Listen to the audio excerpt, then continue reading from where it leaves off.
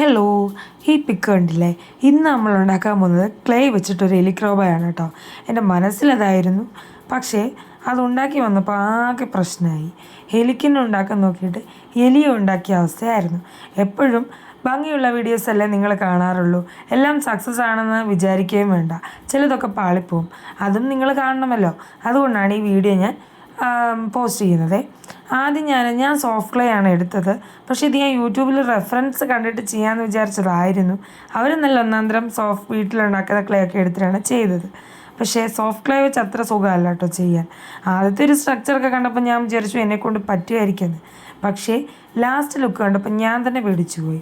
പിന്നെ ആദ്യത്തെ അറ്റംപ്റ്റ് ആയതുകൊണ്ട് വലിയ വിഷമമൊന്നും തോന്നിയില്ല. കാരണം ചെയ്തല്ലേ പഠിക്കുക. ആദ്യം നമ്മളിതാ ഇത്രയൊക്കെ റെഡി ആയില്ലേ. എലിക്കിൻ്റെ കൈക്ക് മന്ത് പിടിച്ച അവസ്ഥയായിരുന്നു കൈ വെച്ചപ്പം.